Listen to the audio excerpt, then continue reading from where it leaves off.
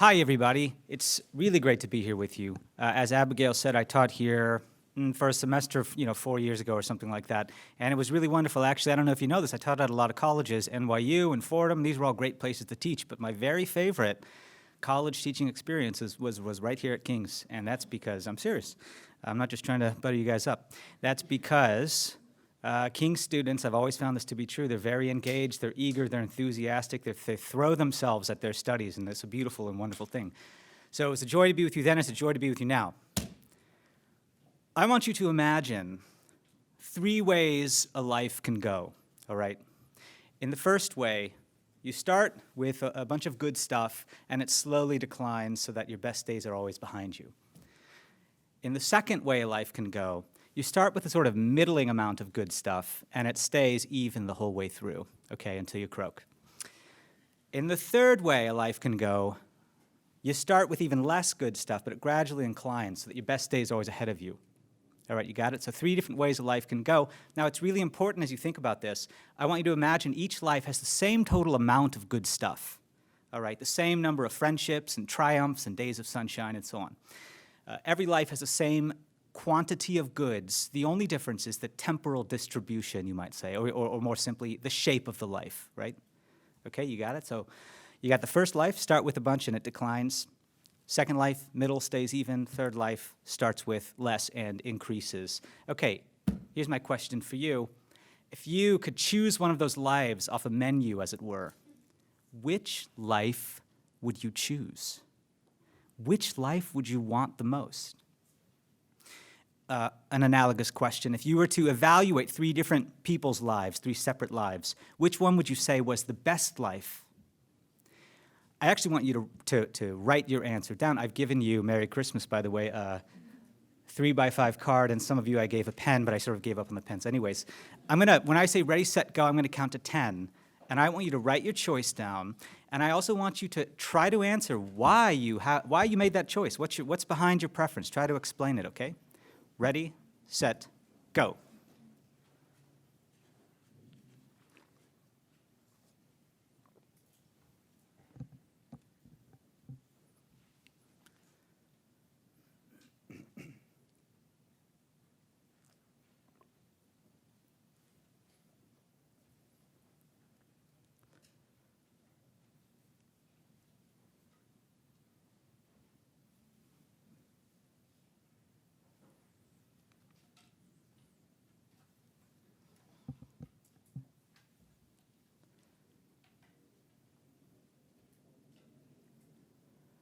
All right, you may not have finished writing, and that's just fine. Now, this isn't going to be graded. So I want you now, when I say ready, set, go, you're going to grab a partner, and I'm going to give you 30 seconds, so that's really fast, so be quick. We don't need your whole life story here.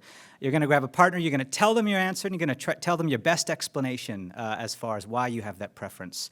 Okay, if you see someone who doesn't have a group, just make a group of 3, all right? Ready, set, go.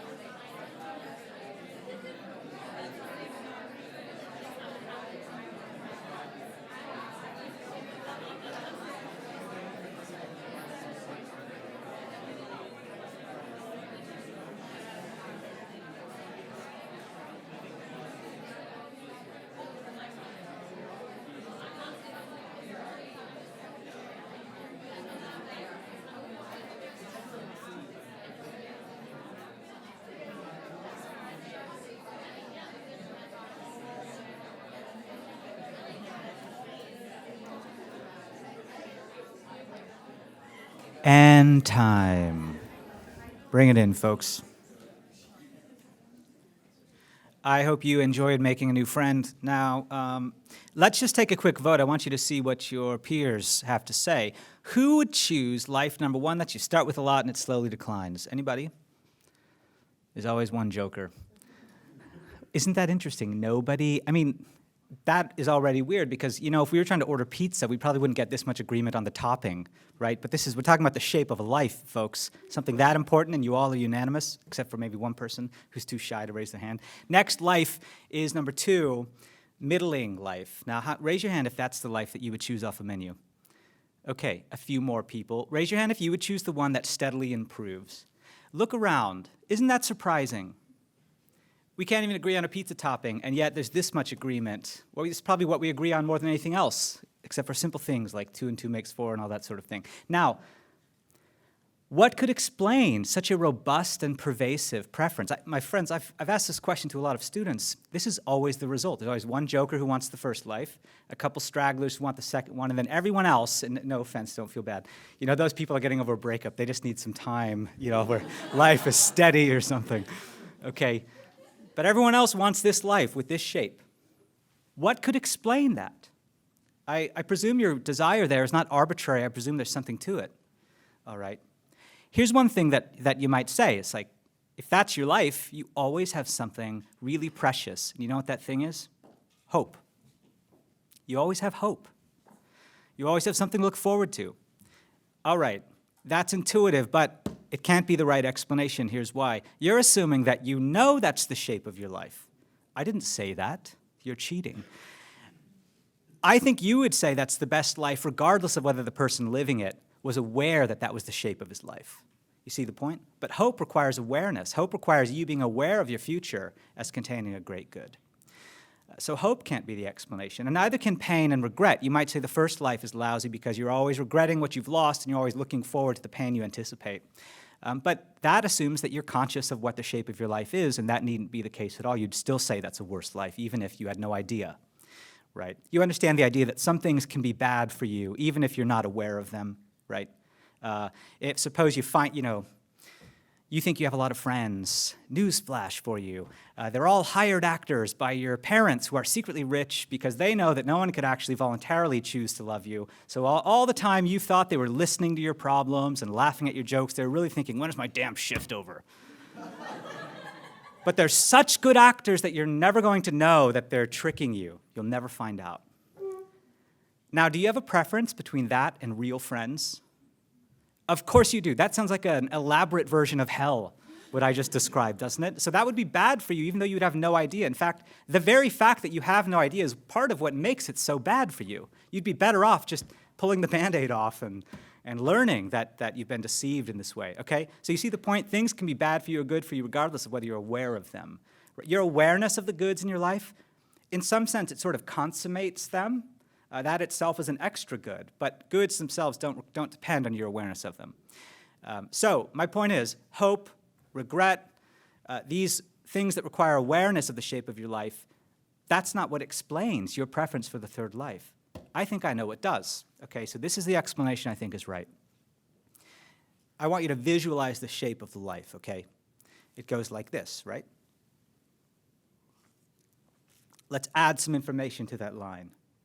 The first information is going to be a dot, and above the dot is the word inciting incident. And the next bit of the line is going to be called the rising action. And at the top is going to be a dot called the climax. And the rest of it's going to be called the falling action until you get to something called a resolution. You don't just want a life that's full of good things. You want a life that is a great story. You see the point? What you want is the right kind of plot hill. Now, the other lives are stories too, but they're the wrong stories, not the story you want. The first life is a tragedy. You start with everything and you lose it, right? The second life is, I don't know, a modernist farce where nothing much happens, waiting for Godot or something. The third life is the story of development and growth, and that's the story that you want your life to be. In fact, you would probably trade a significant amount of good things in your life in order to achieve that shape of a life. You see the point? You care about the narrative structure of your life. And that's the first big idea I want to introduce you to. The idea, it has 3 claims, okay? The first 2 are just descriptive psychological claims about what we're like, all right? The first claim is that, probably beginning in adolescence, we begin to craft stories of our lives. Stories of where we come from and where we're headed, an overarching narrative that unites together, makes coherent all these separate events of our life, okay? Beginning in adolescence, you start to craft such a story. Second psychological claim is about the function of that story. Here's the role it plays in your life. You use that narrative to answer two really important questions. Who am I? And what am I here to do? Who am I and what am I here to do? Those are questions about identity and meaning, two of our deepest existential needs of our very existence as spiritual beings. We need those things. All right, those are two claims. They're descriptive psychological claims about what we're like. Third claim is an ethical claim. And it's quite simply that it's a good thing that we do this. It's a developmentally normal, healthy thing. You should try to meet your existential needs by crafting a narrative sense of your life unfolding. All right. I think this is true, and many great philosophers agree with me, so let me just appeal to authority here. Any Alistair MacIntyre fans in the house? MacIntyre says, the unity of human life is the unity of a narrative quest. Here's Charles Taylor. Our lives exist also in this space of questions, which only a coherent narrative can answer. In order to have a sense of who we are, we have to have a notion of how we have become and of where we are going. Paul Ricoeur, here's what he has to say. How indeed could a subject of action give an ethical character to his or her own life, taken as a whole, if this life were not gathered together in some way? And how could this occur if not precisely in the form of a narrative? One last one from Daniel Dennett. We are all virtuoso novelists who find ourselves engaged in all sorts of behavior, and we always try to put the best faces on it we can. We try to make all of our material cohere into a single good story, and that story is our autobiography. The chief fictional character at the center of that autobiography is oneself. All right, so you get the idea. This is the first big idea I want to introduce you to. I think this is right. Now, if you don't find it intuitively plausible, nothing I've said so far will persuade you. I'm actually going to upload to my website a transcript of this talk that's going to have an appendix where I give a systematic argument for this narrative thesis. But for now, I'm just going to take it for granted, all right? And this is the thing I really want to show you today. Taking this for granted so far, your worldview gives you resources for the crafting of this life story. Your worldview gives you the terms in which this story will be constructed. Whether you are a Buddhist or a Hindu or a Muslim or a Christian, you're going to have a very different story, a very different set of ideas, and a different, what Dan McAdams, the great psychologist, calls an ideological setting in which that story occurs. All right, and here's what I think. Christianity offers you really good resources for crafting that life story. Christianity, I like to say it like this, empowers the life story, empowers the project of crafting such a story. And it does so much better than one significant alternative, namely secular naturalism. And that, of course, is the view that there is no God, nothing supernatural, nature is all there is, science tells the whole story. Get over it. That's the secular naturalist, okay? I think that Christianity offers you far greater resources for crafting the life story than the naturalist is able to. And I think that not only that, but Christianity offers you excellent resources for doing this. And I'm going to try to tell you, I'm going to convince you of this. I'm going to tell you the ways I think this is true. All right? Now, I've got a long, long list. I'm just going to tell you 7. Okay, so be happy because I have more. Before we get to that, I want to address an objection that you might be thinking right out of the gate. The objection is this: who cares? After all that shows is that Christianity is helpful to us. That doesn't show that Christianity is true or even likely to be true. It doesn't even give you a shred of evidence that it's true. I mean, isn't this plays right in the hands of the old objection that Freud raised? Christianity is just wish fulfillment. You only believe it because you need it to be true, you want it to be true. It's a crutch. It's the opiate of the masses and so on. It's one thing for a worldview to be helpful to you. It's another thing for it to be plausible or have evidence and so on. Like believing in the tooth fairy is helpful. You know, it makes you feel nice, sleep better at night. I don't know. I wouldn't sleep better if I believed. Anyways. Who the hell is this person coming into my house? Okay. So that's the objection. You get the thought. It's an important objection to address. I think that once we have addressed it you're going to learn something very deep about the nature of faith. All right, when you understand what faith really is, you'll see that this objection is profoundly misguided. That's what I want to convince you of right now, because this is an entire apologetic project that I want to try to recruit you, rising intellectuals of Christendom into, okay? You get it? All right. If you study traditional apologetics, William Lane Craig, this sort of thing, you'll learn the cosmological argument, the ontological argument, the liar, Lord, lunatic argument. These are all great arguments. I actually love these. Nothing I say denigrates this work. I'm a huge fan of William Lane Craig and all of this kind of material, okay? However, what's the goal of those arguments? It's to make it rational for you to believe that God exists and that the other claims of Christianity are true, all right? It's to make belief rational.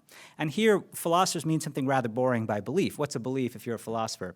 It's not like a cherished and heartfelt conviction or something. A belief is just to look at a proposition or a statement and to say, that's true.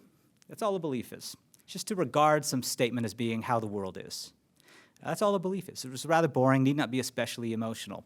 So you can believe any old boring thing. You can believe I have hands. You can believe the moon is made a big giant rock. You can believe your mom goes to college. Whatever. You can believe anything. All right, and so now it should be immediately obvious why belief, showing that belief is rational, is not enough to show that faith is rational. Because belief and faith are not the same thing. And my friends, faith is the central response that Christianity calls for. There's more to faith than belief. I want you to convince yourself of that, okay? So here's a basic exercise in counter-exampling, okay? Suppose that some, blithering nincompoop came along and said, I think faith and belief are just the same thing, same exact mental state. To believe something is the same thing as faith. I want you to generate a counterexample right now on your note card, which I gave you. Okay, I'm going to count to 10. When I say ready, set, go, that's when you get to go. So what you want to come up with, all right, is a case of something you believe that you do not have faith in. That's the needed counterexample, okay? Something you believe that you don't have faith in. Ready, set, go.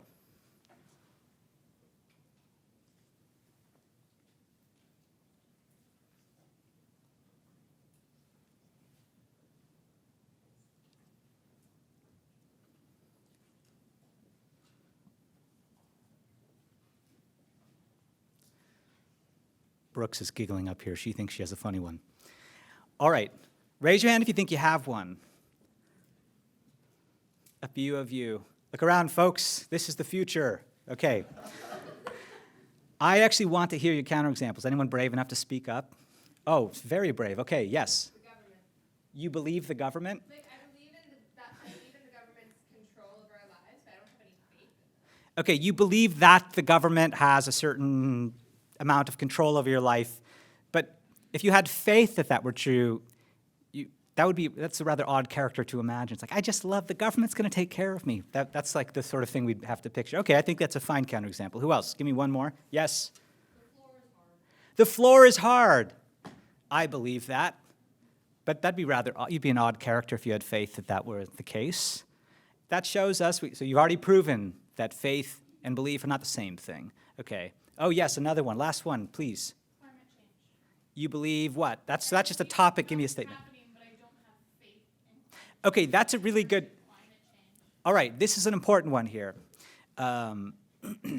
You believe, some of you, I don't know, this is a politically diverse, actually one of the most politically diverse colleges that there are. I mean, that's a really interesting thing. You should be thankful for that, okay? But suppose you believe this. You believe the polar ice caps are continuing to melt. You'd be like a supervillain if you had faith that were the case. That's because, here's what we're learning.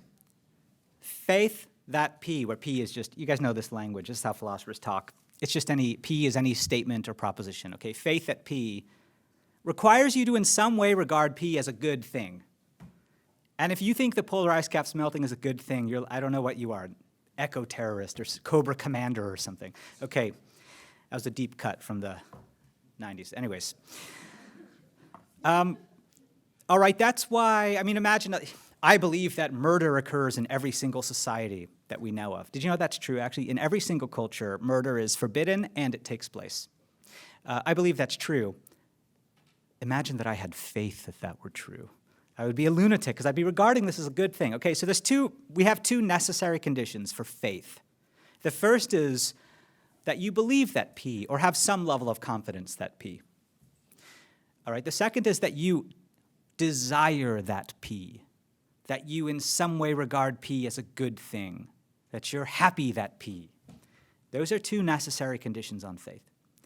Now, that's not sufficient, right? You can think of a counterexample. Some of you already have it, you beautiful geniuses.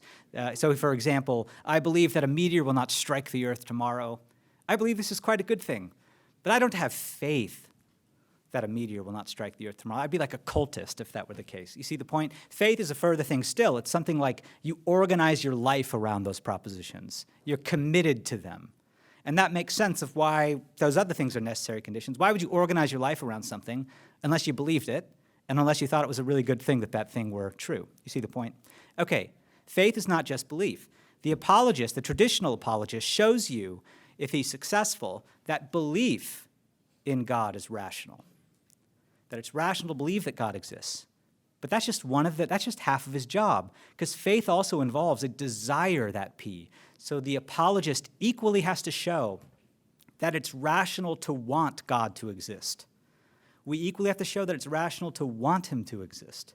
And my friends, there's logical space for someone who is totally convinced God exists and who thinks, damn it, I sure wish he didn't exist. Okay, you might think that sounds crazy, but I'm going to quote for you here. Here's Thomas Nagel, the great NYU philosopher. All right. Nagel says, I want atheism to be true, and am made uneasy by the fact that some of the most intelligent and well-informed people I know are religious believers. It isn't just that I don't believe in God and naturally hope that I'm right in my belief. It's that I hope there is no God. I don't want there to be a God. I don't want the universe to be like that.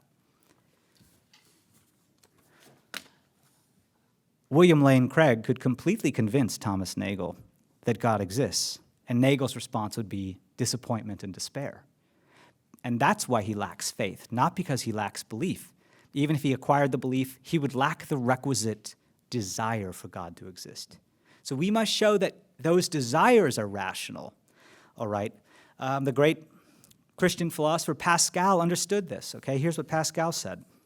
He said, men despise religion, they hate it and fear it is true. To remedy this, we must begin by showing that religion is not contrary to reason. Then we must make it lovable to make good men hope that it is true.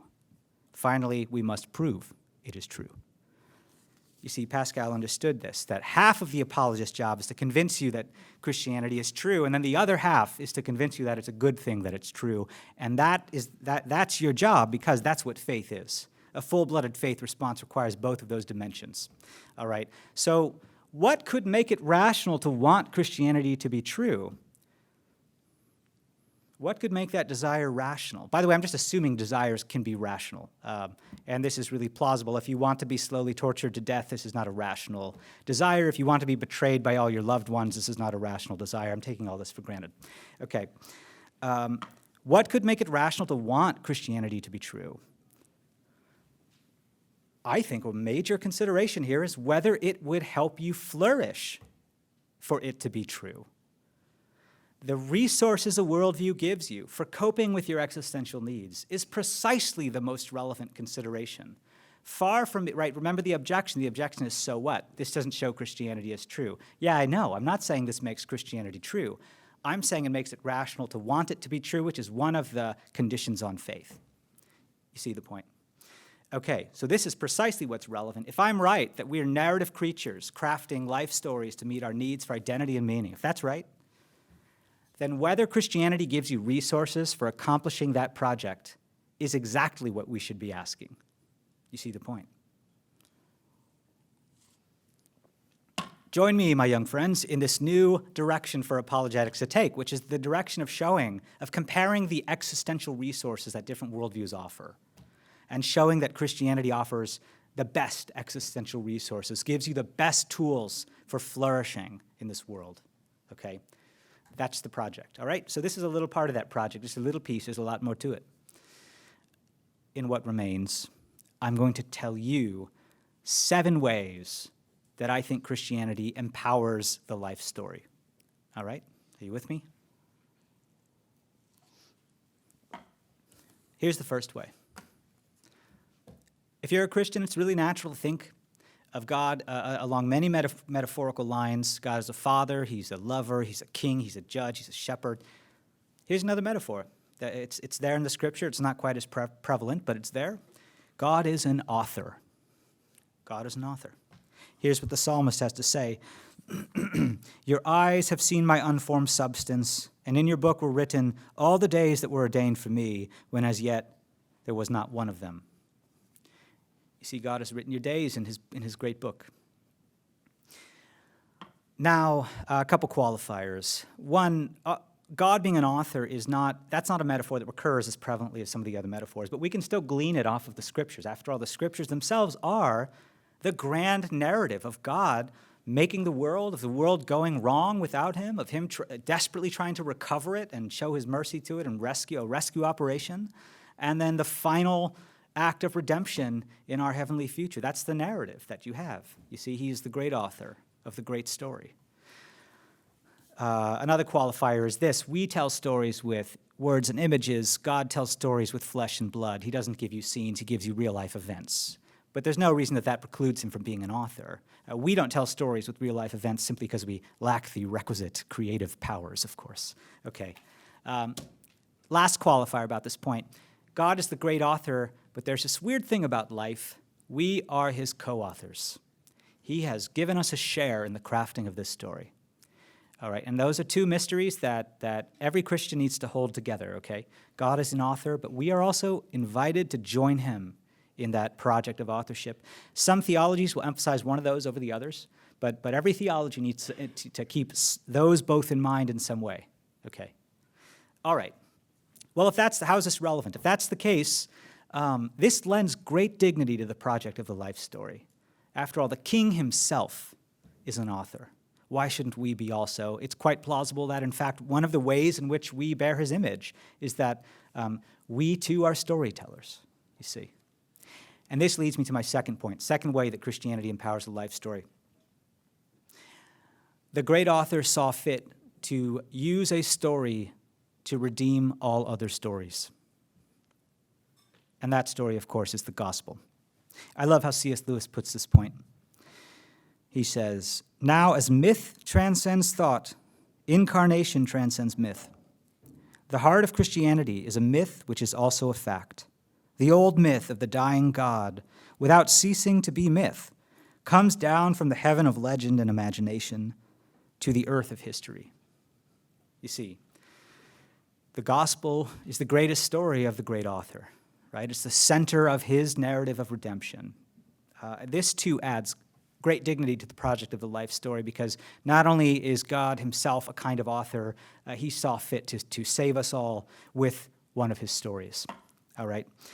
Third point. If you live long enough, you're going to meet someone whose life is dramatically cut short, whether a child or a teenager or someone in their 20s or whatever. And one thought in the midst of your grief is going to be, their story was cut short. That was the wrong ending. They were not supposed to die of cancer when they were 10 years old. They were not supposed to die in an upside-down car on the freeway when they had just had their first kid. And some of you have already had this experience, right? It's the wrong story. Their story needs narrative closure. If you live long enough, you're going to also meet somebody whose life is so full of suffering and chaos that no narrative can be overlaid onto it to make intelligible what's happened in their life. All right? If you live long enough, you'll meet, I call these unstoried lives, lives that have become unstoried.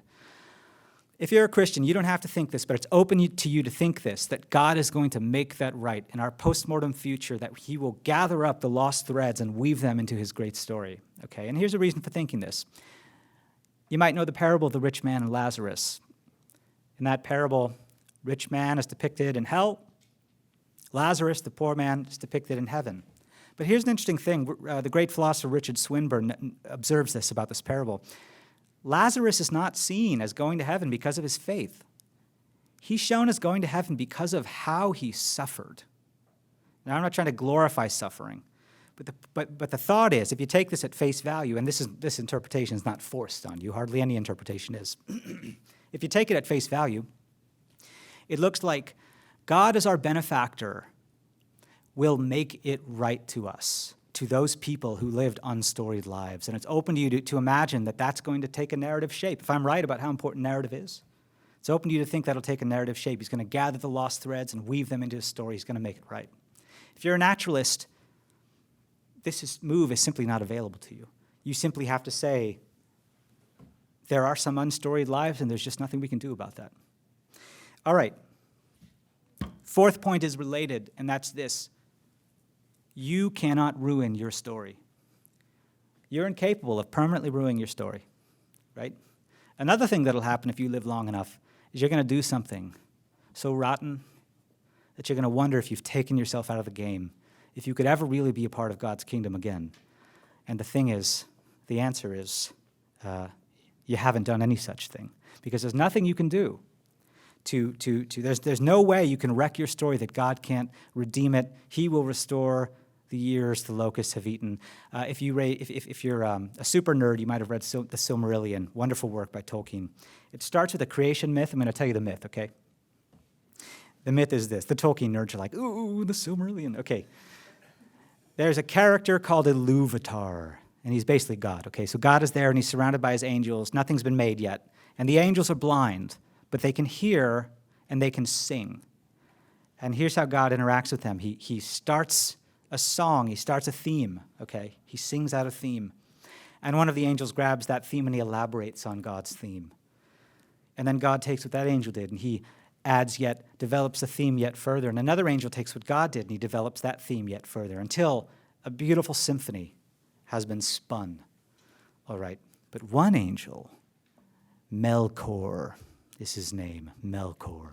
One angel is not satisfied with God's themes, and he wants to start his own themes. And so he plays loud, clamorous, discordant music, trying to take the symphony in his own direction.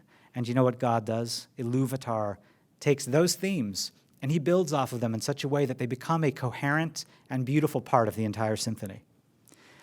Melkor plays still louder, still more discordantly, and every ugly note Melkor tries to play, Ilúvatar grabs that note and he weaves it back into the symphony and makes it beautiful again by making it a part of the symphony. Until the music becomes so loud that Ilúvatar says, "Silence." And here is what he says to the angels. "Those things that ye have sung, I will show them forth, that ye may see what ye have done. And thou, Melkor, shalt see that no theme may be played that hath not its uttermost source in me, nor can any alter the music in my despite.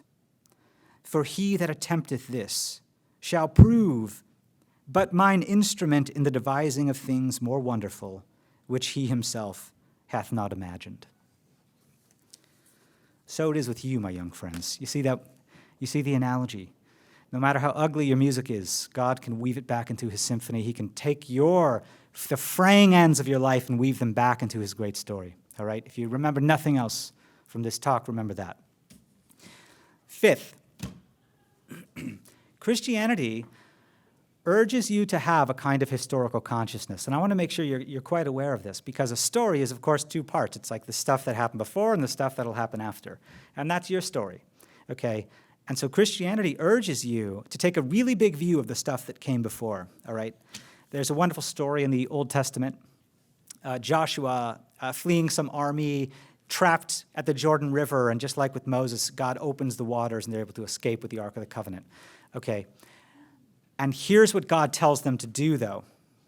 He says, "Each of you is to take up a stone on his shoulder, according to the number of the tribes of the Israelites, to serve as a sign among you in the future. In the future, when your children ask you, 'What do these stones mean?' Tell them that the flow of the Jordan was cut off before the ark of the covenant of the Lord." You see, what are your stones from the river Jordan, my friends? What are the symbols that you carry through your life to remind you of God's faithfulness? In Deuteronomy, we're told, "Remember the days of old, consider the years of many generations. Ask your father, and he will show you, your elders, and they will tell you." Isn't that a wonderful passage? The thought is, if you're a young person, your life, it doesn't just begin when you were born. Your life begins with the generation before that and the generation before that, all the way back to the Israelites, all the way back to the moment of creation, to your great parents, right? And so if you're a young person, what you need to do is you need to ask older, faithful people. I hope that's your parents, but it may not be for some of you. You need to ask older, faithful people for the stories of God's faithfulness in their lives so that you can see the stones from the Jordan, right? And they can tell you not only God's faithfulness in their life, but the stories of God's faithfulness in their parents' life, and so on, so that you become an heir to your own history, so that your story doesn't start with your birth, it starts with the generations of the saints, right?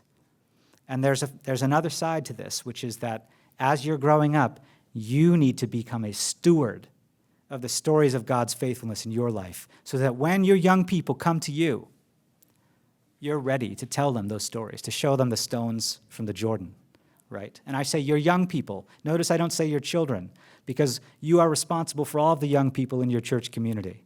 You understand that? You are raising them up together, and you need to carry those stones from the Jordan. It's a beautiful thing to have all of the generations of the saints included in the first part of your story. All right, so work to construe your story in this way. The naturalist doesn't have an option like this, and that's partly because naturalism does not bring people together in the same way that a faith does. And this is, many evolutionary biologists think religion is an adaptation that helps society to cohere and is therefore, that's its survival value. You know what the story is right now about how cities developed, the first cities? The first cities developed because there are religious sites where people want to go and worship. And now there's a single place where people are stuck. Instead of being nomads, they keep wanting to visit their sacred places. So they got to learn how to get more food out of the land, so they learn how to farm. And bada bing, bada boom, the first cities develop. Not out of any need to be together, but out of a need to be near our sacred things. You see, religion has the power of helping us unite together so that there are such things as generations of the saints. Naturalism has no such unifying power in a society. All right. The sixth point is this. Not only is a narrative all the stuff that's gone before, it's all the stuff that's going to happen, and Christianity has a very clear vision of the future. And this is perhaps the most important of these points. All right. I want you to think for a moment, when you hear the word heaven, how do you feel? When you hear the word heaven, what emotions show up or don't show up? Does it fill you with joy? Are you bored? Anxious? I want you to actually take them. I'm going to count to 10. When I say ready, set, go, I want you to write down the emotions that come to mind when you think of heaven. Ready, set, go.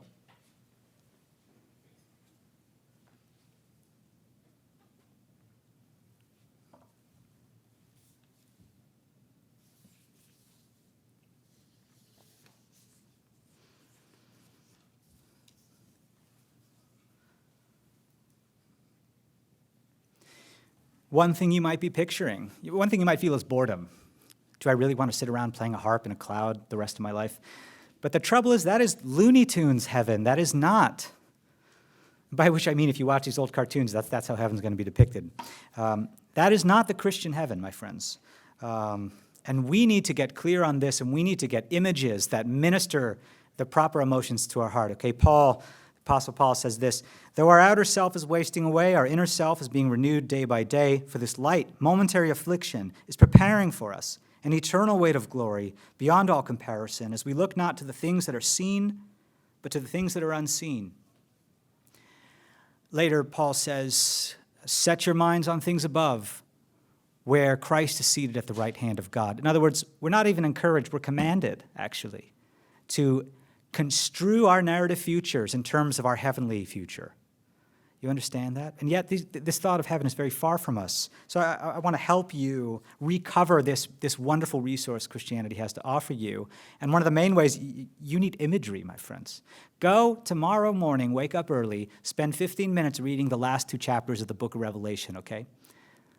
Now, I've avoided the book of Revelation for a long time because usually it's like weird people read the book of Revelation. They're like trying to figure out if Bill Clinton is the Antichrist and if the rapture's already occurred. All right, don't worry about the timeline. Let the final images in the last 2 chapters fill your imagination and let them minister to your emotions, all right? Come to it like a child. The great Puritan thinker Richard Baxter, in his work, The Saints' Everlasting Rest, in the 17th century, he understood this. Here's what he says. He says, bring down thy conception to the reach of sense, which means you think of heaven, it's very abstract for you. You need to bring it down to the reach of sense. You need imagery. And by the way, modern psychology completely confirms this. Your emotions are elicited by vivid, concrete, sensory data, much more than by abstract, pallid data. You understand that? If you're trying to get people to donate to your charity, you give them an anecdote, a single sob story, they'll donate the most. If you add statistical data, they will donate less. If you want to get people to donate to your cause, you need to stop raising awareness. That's the lesson. Sorry. It's science. Okay. Richard Baxter understood this. Here's what he says. To conceive of God and glory only as above our conception will beget but little love, or as above our love will produce little joy. Instead, you need to undergo an imaginative exercise. He says, suppose thyself a companion with John in his survey of the New Jerusalem. So as you read those last 2 chapters of Revelation, I know you're all going to do this because you're good little boys and girls. I want you to imagine yourself there and let those images minister to your heart, okay? All right. Christians often point this out, that the naturalist, of course, offers you no such ending to the story, no such narrative closure, and that this is a really sad thing for the naturalist. Here's William Lane Craig. He says, if you're a naturalist, this is what you got to say. The universe is plunging toward inevitable extinction. Death is written throughout its structure. There is no escape. There is no hope. If there is no God, then man and the universe are doomed. Now, that's Craig's argument. It's one of his arguments that you should take Christianity seriously, and naturalists have responded that this is rather puzzling. Why would future bad stuff mean that nothing in the present matters? So here's Paul Edwards. He accuses Craig of a curious and totally arbitrary preference of the future to the present. Now that sounds like a kind of good objection, but Paul Edwards is not thinking about life in narrative terms. Because if you understand that life is meant to be a story, and you're meant to craft it as a story, then you know the end of the story can ruin the whole damn thing. You've seen Lost, you know that that's true. All right?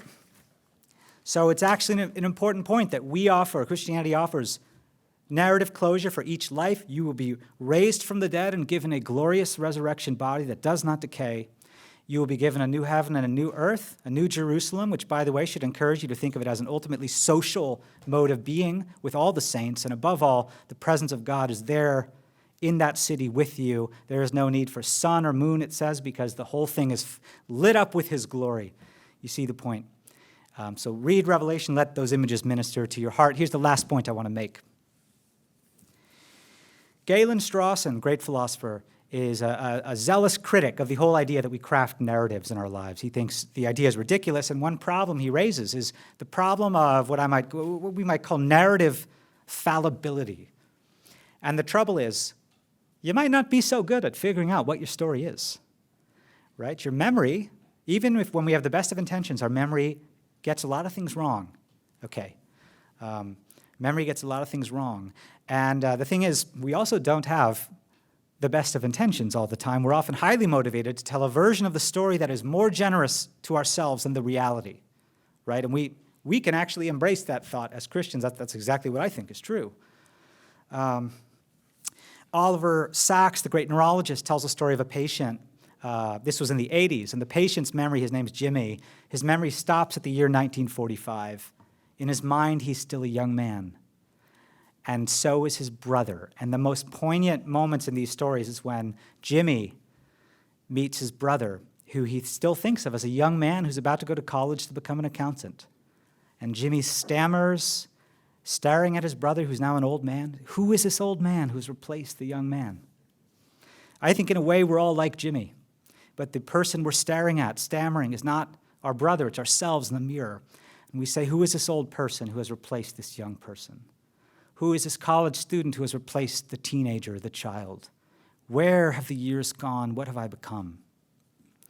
My favorite novel is Till We Have Faces by C.S. Lewis, which, by the way, was his favorite of his work, so I'm in good company. It's the story of someone who's raising a complaint against the gods, telling you of all the cruelty and injustice that they've done, and By the end of it, this character gets to actually read the complaint at a trial before the gods. And you know what she says? At the end of it, she says, when you finally have the chance to say those things that have lain at the bottom of your heart, you will not speak of the joy of words.